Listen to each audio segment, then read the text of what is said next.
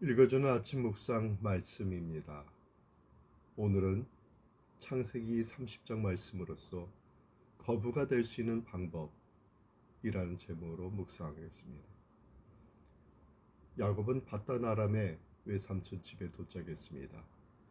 여기서 그는 여러 명의 아내와 12아들들을 얻게 되었을 뿐만 아니라 큰 부자가 되었습니다. 어떻게 하면 정당한 방법으로 거부가 될 수 있을지 본문을 통해서 좀 몇 가지 살펴보겠습니다. 첫째는 연단은 거듭나게 함을 알아야 됩니다. 본문 1절과 2절입니다. 라헬이 자기가 야곱에게서 아들을 낳지 못함을 보고 그의 언니를 시기하여 야곱에게 이르되 내게 자식을 낳게 하라. 그렇지 아니하면 내가 죽겠노라. 야곱이 라헬에게 성을 내어 이르되 그대를 임신하지 못하게 하시는 이는 하나님이시니 내가 하나님을 대신하겠느냐. 레아와 라헬은 남편의 사랑을 독점하고자 투기하며 여러 가지 방법을 동원하는 가운데 장차 이스라엘의 12지파가 될 12아들이 태어나게 되었습니다. 야곱의 이런 괴로운 처가살이는 이기적이며 정욕적인 그리고 사기성이 강한 그의 내면이 다듬어지고 또 하나님의 사람으로 새롭게 태어나는 기간이 되었습니다. 로마서 5장 3절과 4절에 이르기를 다만 이뿐 아니라 우리가 환난 중에도 즐거워하나니 이는 환난은 인내를 인내는 연단을 연단은 소망을 이루는 줄 알미로다 라고 하였습니다. 비록 야곱이 자신은 깨닫지 못해도 하나님은 그를 복의 근원의 사람으로 훈련시키고 계셨던 것입니다. 출애굽기 1장 1절에서 12절에 요셉이 애굽에서 총리로 일할 때 아버지 야곱과 형들이 모든 가족 70명을 애굽으로 인도했습니다. 그러나 세월이 흘러 요셉과 그 모든 형제, 그 시대 사람은 다 죽었습니다. 그러나 하나님은 아브라함에게 약속하신 말씀을 이루어 가셨습니다. 이스라엘 민족이 애굽에 온 지 400년이 되면서 이스라엘 형편은 달라졌습니다. 새 왕이 일어나 애굽을 치리하면서 이스라엘 민족의 강성함을 보고 애굽의 존속의 위협을 느낀 나머지 예전에 요셉이 베푼 일을 잊고 이스라엘 민족을 학대하기 시작했습니다. 그러나 고역의 괴로움에도 불구하고 이스라엘 민족은 어떻게 되었습니까? 이스라엘 백성에게 있어서 애굽에 있는 기간이 가장 비참한 것 같았지만 사실은 큰 민족으로 잉태되는 기간이었습니다. 우리에게 괴로움이 있습니까? 고난과 역경이 있습니까? 그렇다면 어떻게 대처합니까? 우리 인생에 마디마디 하나님의 섭리가 있음을 깨닫고 믿고 감사할 수 있기를 바랍니다.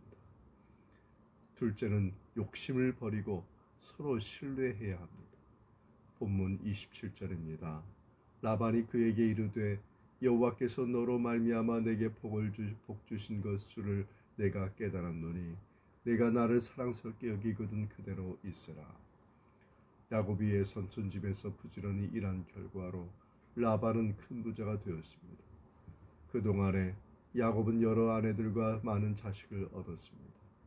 특히 요셉을 얻었을 때 야곱은 삼촌에게 자신도 집을 세울 수 있게 해달라고 요청했습니다. 그러나 물욕이 많은 라반은 야곱이 차립할 수 있도록 해줄 마음이 없었습니다.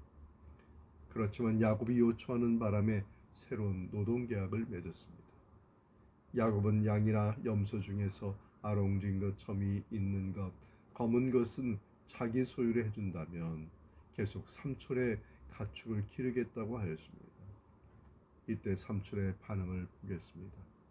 삼촌 라반은 유전 법집상 점박이 동물이 단색 동물에게 미칠지도 모르는 영향을 미연에 방지하여서 야곱의 몫을 최소화하고자 염소와 양 중에서 야곱이 말한 것들을 모두 골라서 자기 아들에게 주고 3일길 간격을 두었습니다.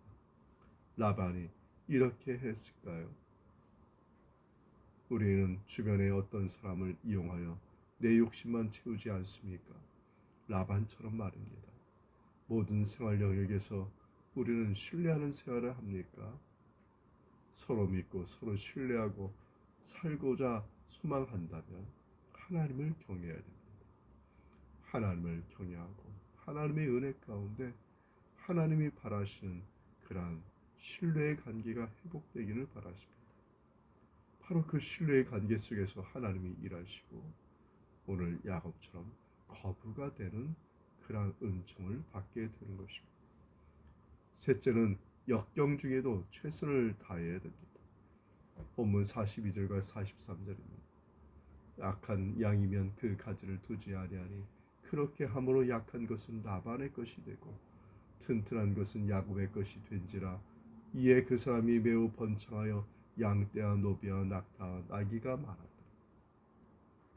야곱은 삼촌이 자기를 속인 것을 알았을 때 참으로 마음이 아프고 분통이 터질 지경이었습니다. 그러나 그는 외삼촌을 저주하는 원망하지 않고 어떻게 합니까? 창세기 30장 37절에서 39절에 보면은 야곱이 최선을 다하는 것을 볼 수 있습니다. 버드나무, 살구나무, 신풍나무, 푸른 가지를 취하여서 껍질을 벗기고 흰무늬를 내고 그래서 양들이 그것을 보게 하고 염소들이 보게 하고 야곱은 최선을 다해서 정말 자신의 믿음을 순종하고 행하는 것을 볼 수 있습니다.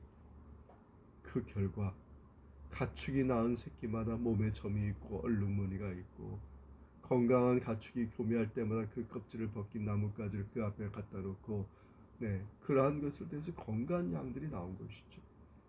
야곱이 유전의 법칙을 알아서 그랬을까요? 아닙니다.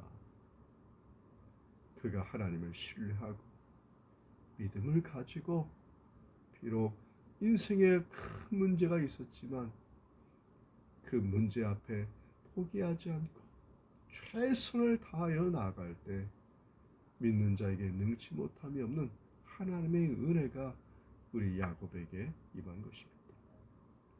말씀을 마치겠습니다.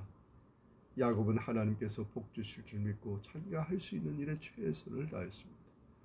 그는 재산을 모으는 데 적극적이었습니다. 야곱은 자기의 꾀보다도 복의 근원이신 하나님을 믿고 최선을 다했기 때문에 하나님께 주신 복으로 거부가 된 것입니다. 따라서 우리도 어떤 형편과 역경에 처하든지 절망하지 말고 복 주시는 하나님을 믿고 최선을 다하는 이 한 해가 되기를 주님의 이름으로 축원드립니다. 아멘. 이 말씀의 은총이 우리 모두에게 함께하기 바랍니다. 아멘.